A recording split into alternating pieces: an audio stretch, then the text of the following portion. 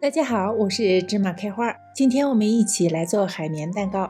海绵蛋糕和戚风蛋糕一样松软可口，而和戚风蛋糕的轻盈质感相比，海绵蛋糕的组织更加绵密，支撑力更强，可以承载比较重的装饰，适合做复杂的裱花和多层蛋糕。所以喜欢蛋糕的朋友，做好这样一个基础的海绵蛋糕是必须的。首先准备好蛋糕模具。今天我们来做一个6寸的小蛋糕，先在模具底部和侧面抹一层油纸，这样裁好的烤盘纸就可以比较服帖的贴紧模具的表面，方便后面的操作。准备好后放到一边待用。烤箱提前预热到160摄氏度，320华氏度。2大勺牛奶，2大勺黄油，隔热水融化，让它们保持大约60度左右的温度待用。海绵蛋糕有2种做法，一种是全蛋打发，一种是分蛋打发。我们今天就用分蛋打发的方法。做惯了戚风蛋糕也不觉得分蛋打发麻烦，分蛋比较容易打发，所以适合新手。把蛋黄分出来，放到一边待用。在蛋白中加入半茶匙的白醋。开始用低速打散蛋清，然后慢慢的提高到高速。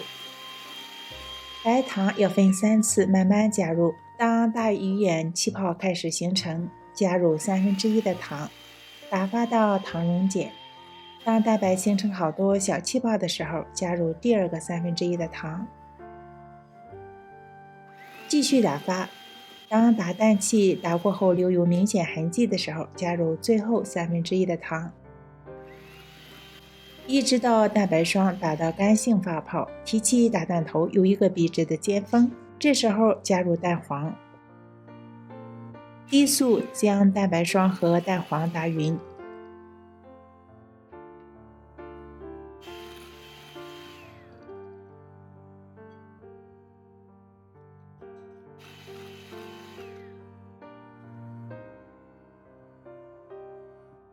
接着筛入低筋面粉，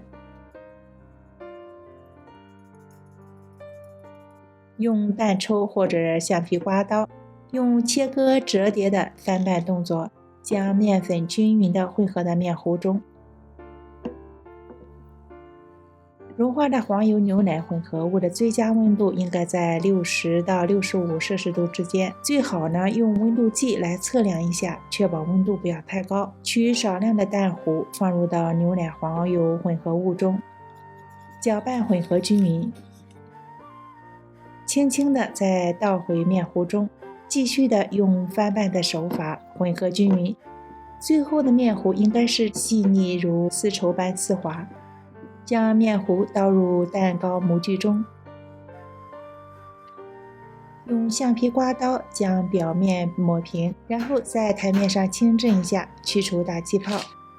160摄氏度烤35分钟，最后的几分钟将温度升到170摄氏度，烤5分钟上色。蛋糕出炉了，因为用了烤盘纸，脱模非常容易。蛋糕无需倒扣，放到架子上晾凉。晾凉后可以直接吃，也可以切片进一步的做蛋糕装饰。